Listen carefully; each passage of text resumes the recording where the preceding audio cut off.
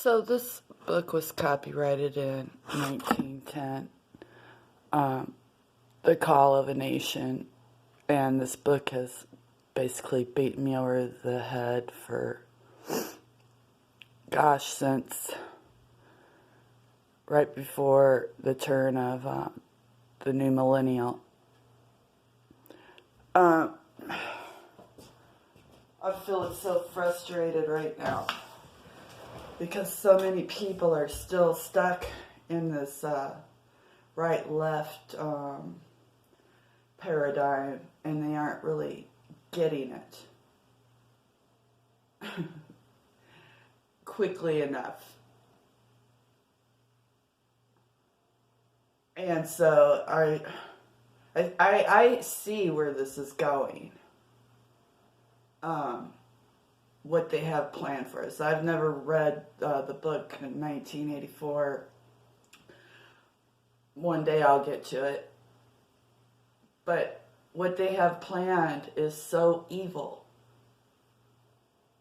I mean, they're going to take out, over half the population, 3/4 of the population. They're going to stack and pack you in smart cities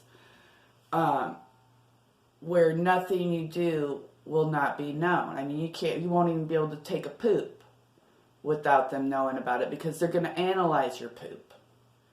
And there will be no creativity. You will do that which they don't want to do, and basically you're just going to be a blood bank for these motherfuckers.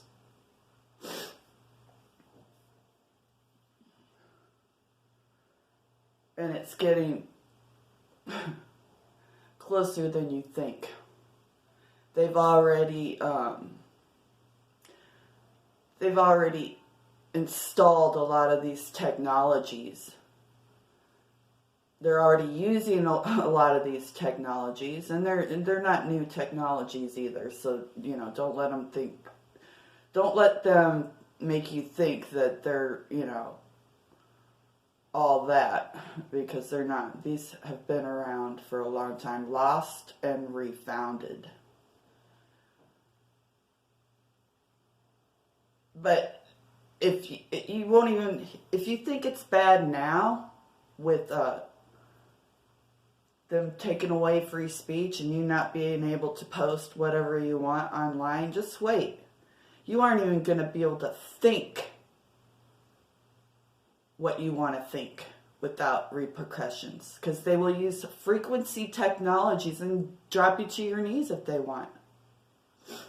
They'll be able to read your thoughts, your minds, everything.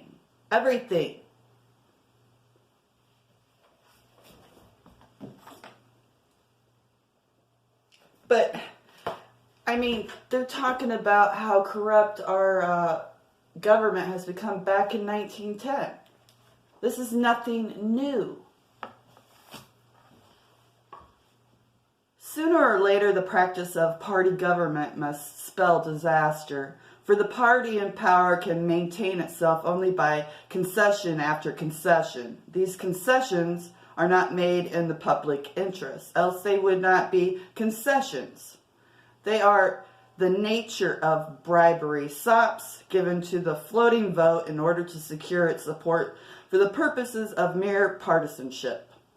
The old age pension movement of Great Britain may be most worthy. If the leaders of the party have decided on this as a legitimate and helpful use of the public funds, it is a most degrading movement if the motion is to attract the vote of those who become its beneficiaries. The same remarks apply equally to the pension of soldiers in America. Whether such use of public money is statesmanship or bribery depends on the motive, whether of patriotism or partisanship. Once the current parties of the United States had definite meaning in the traits of human nature, one party rested its claims on its sound theories of government, its upholding of the fundamental principles of equality before law, and of the right and duty of each community or state to govern itself, and controlled by the bias of other communities under other conditions. The other party was the party of action, the party of the young men, of pioneers,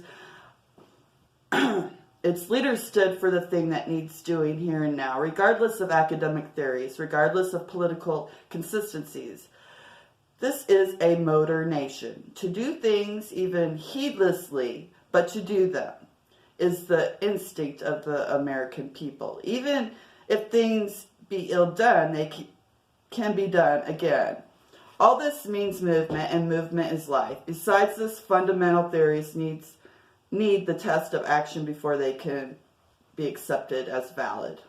Not all theories of the party of consistency have stood in the rush of today. The party of action has the upper hand in most of recent history. It saved the Union. It abolished slavery. At least the nation did these things under its auspices and by the agency of its greatest leader of men. It has populated and exploited the West. It has developed our national resources. It has played into the hands of the most gigantic of financial combinations, and these combinations have worked for its retention in power. Little by little, we have come to direct the party movement, to claim ownership of the results of its activities. Whatever. The party of conservatism or of reaction might have been even more easily controlled if it had been indeed worthwhile. It is not worthwhile, for among our people, action will always take precedence over theory.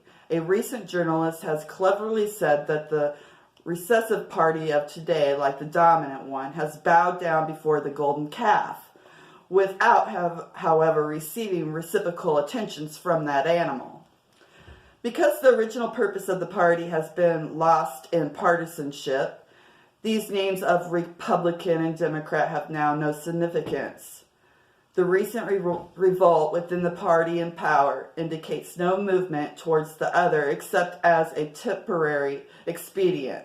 Some 30 years ago, the relations of two parties at the Capitol was expressed in these words: I can see a band of fat hogs, each with a foot in the trough. I see a band of lean hogs, each struggling and squealing in vain effort to replace the first. The relations of the parties to the working man in England are thus vividly set forth by Thackeray.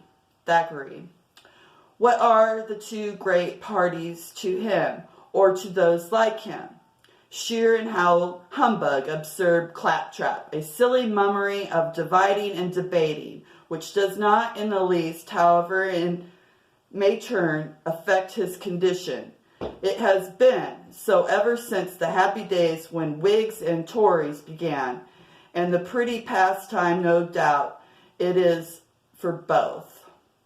August parties, great balances of British freedom. Today these parties' names mean nothing of importance, and they still don't.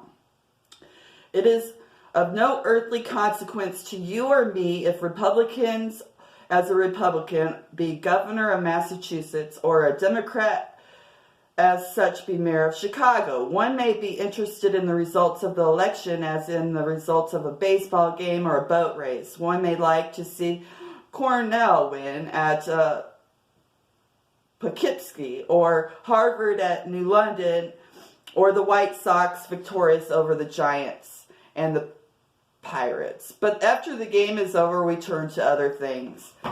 The matter which concerns us in the election is not the supremacy of one or the other, our make-believe parties, but in the choice of honest and effective men. The Republican Party is not dominant in New York because the governor happens to call himself Republican. It is righteousness which leads, impersonated in a real man, a real representative of an enlightened democracy. The only good Republican is one who places manhood above republicanism. His fellow is the good Democrat who does the same thing. These men may vote the straight ticket. The only straight ticket an honest man can vote is one which has the crooked name scratched off from it. If by chance the only choice left is among crooked names, it is my duty as a good Republican to vote for the crooked Democrat to help save my own party from still further disgrace. The sheep and the goats never break evenly in our politics. The sheep are never all one-sided, and the goats on the other side. The burden of the tariff legislation has been placed on the shoulders of the dominant party by the votes of their supposed opponents.